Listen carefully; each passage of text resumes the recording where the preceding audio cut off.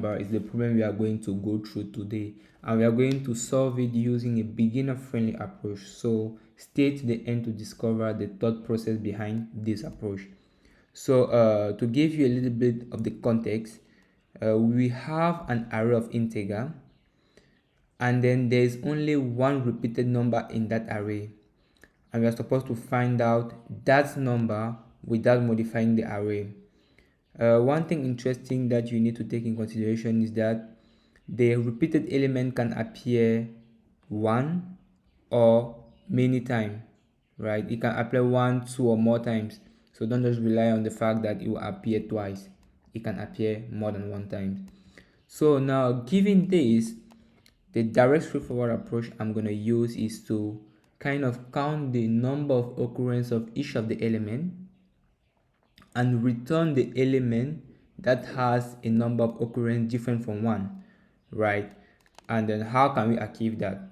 In C++, you can use a map for that to serve that purpose. So you can create a map and you can loop through all of the elements. For each of the element you are going to see, you just add the element in the map if it doesn't exist. But if it already exists, that means that element exists. That element appear more than once. What, do you understand what I mean? And then you just return that element. So what will it look like? Let me just grab my solution here so we can see it easily. I wrote something. So you can see that the first thing you are going to do is initiate a hash table to store the element and the account. So this is the initialization, and after that you need to iterate through the input. So this is the iteration. For each of the element, you first check if it's present. If it's present, that means it has been added before. That means it exists more than one time.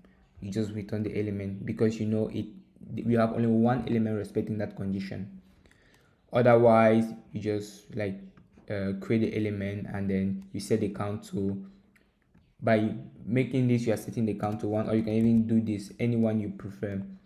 Doing this we set the count to 1, which is something different from 0, and then at the end you just return 0 here. Here is just to serve the compiler purpose, because if you don't put a return here, it's going to say that the function is not always returning something, which is true, because if duplicate doesn't exist, it won't return. But the compiler is not aware of the fact that it always exists, so you need to put this to kind of satisfy the compiler requirement. So once you have it, you can submit and you'll see that everything will be green. Yeah, so this was my approach of solving this. I hope you do enjoy it. Feel free to leave me a message in the comment section. To visualize more of how this is working, you can take a look at this video and you'll understand more.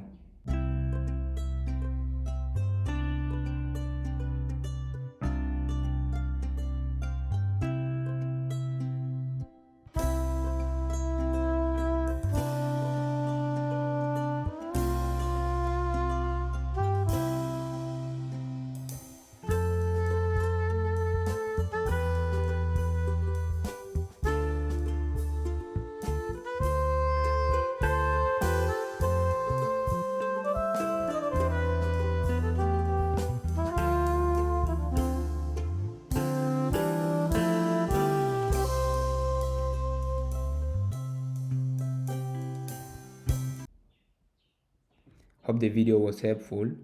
See you on the next video.